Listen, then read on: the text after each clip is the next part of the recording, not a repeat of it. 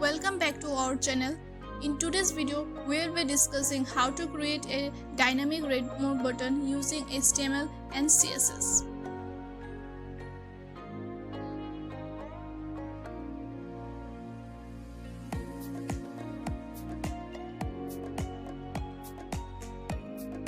Here we have a simple HTML structure wrapped with a container div. Inside we have 4 buttons, each with the class button, and a link tag inside pointing to the hash URL.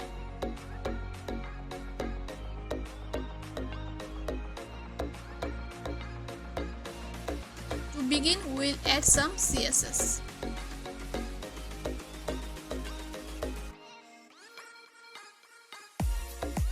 The start selector sets the margin and the padding. And the box sizing property is set to border box, and also we'll set the font family to sans serif as a default. The body selector set to position to relative. The display property is set to flex. To make the body flex container allowing us to horizontally and vertically, we set the mean height to 100 VH. The background property sets the background color to the body. The container class is used to wrap our button and create a flexible container. We set display to flex. To enable flex out layout, flex wrap to wrap. Justify content space around to evenly distribute the button. The align items set to center. Vertically center the button with container. The button class defines the style for our button. We set the position to relative, display to inline block. We remove the default button style with button none and gives a circular shape using border radius 50 pixels. The background is none property set the background to transparent. The padding is set to 25 pixel and 75 pixel, and the button margin is set to 30 pixel. The button as selector targets the anchor. We set the position to absolute and set left 0 and top 0. The width and height is set to 100% to ensure the anchor text occupy the entire space. We use display flex and justify content center and align item centers to horizontally and vertically. The background property sets a semi-transparent background color using RGBA.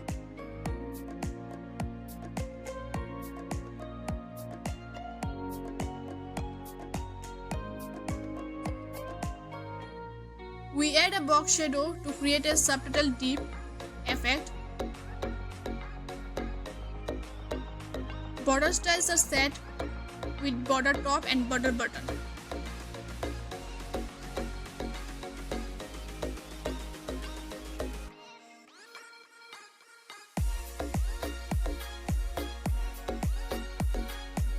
The border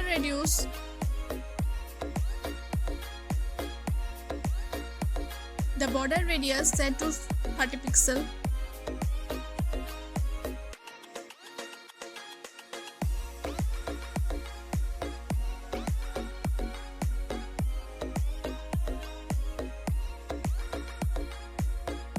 We set the text color to white and Z index 1.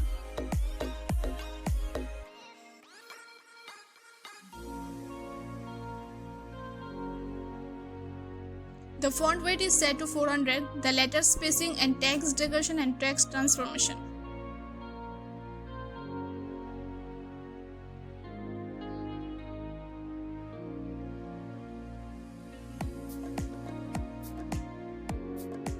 The transition property enables smooth transition for all CSS property with the duration of 0.3s and is in-out timing function.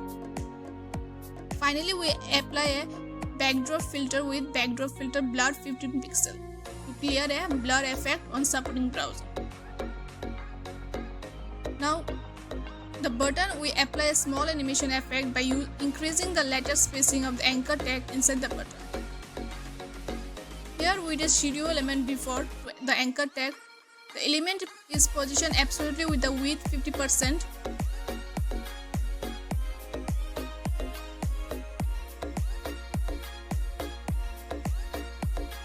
We created a linear gradient background with a white transparent color.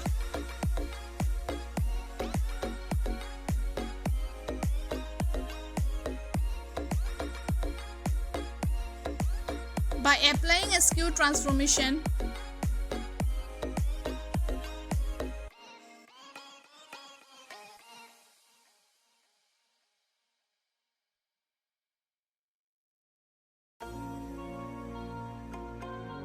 we set the transform skew x to 40 degree. We give the shadow element a slanted appearance that translate x 0. And the transition property enables with a duration of 0.5s. Here, the button a shadow element. We set the transform skew s to 40 degree and translate x to 200%. This creates a sliding effect, revealing the entire shadow element from left to right. In this section, we have two more shadow elements before and after.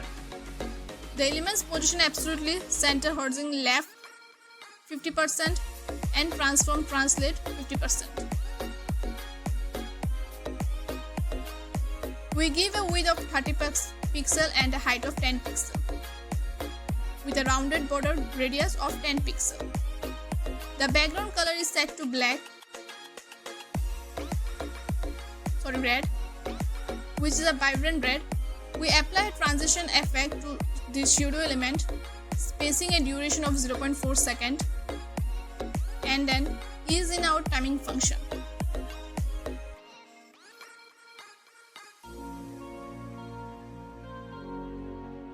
We position the shadow element slightly below the button to button minus 5 pixel, and the shadow element slightly above the button with top minus 5 pixel.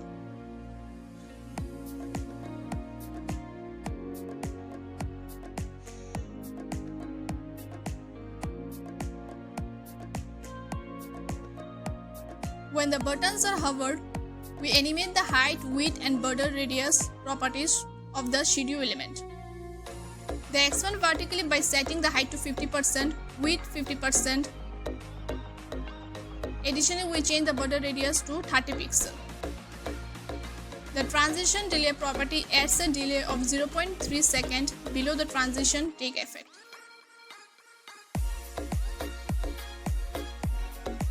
As the buttons are hovered over, we move the shadow element back to their original position, button 0 and top 0.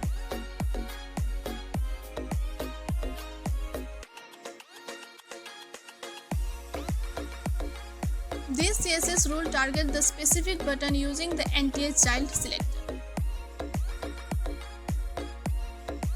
and apply unique style to their shadow element. Now here, each button gets a different background color and a box shadow effect with multiple layers of varying intensity.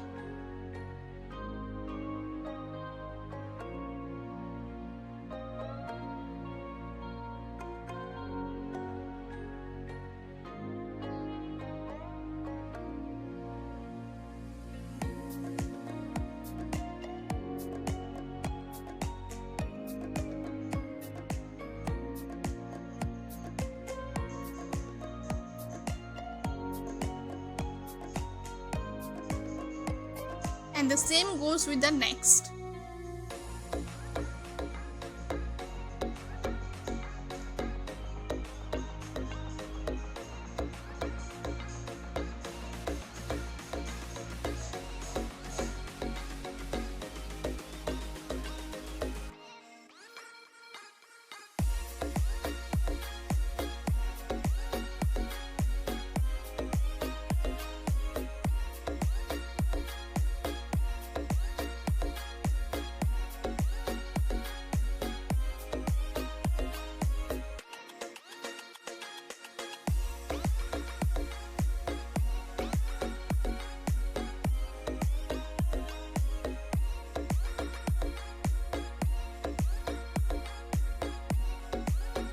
and it is same as before.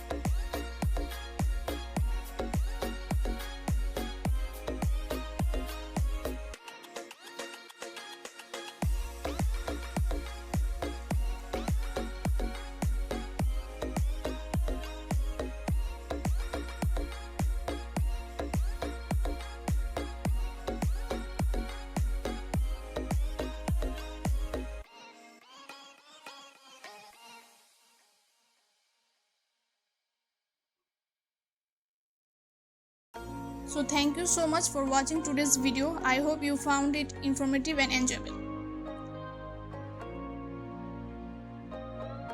If you did, I would really appreciate if you could hit the subscribe button and give this video a thumbs up.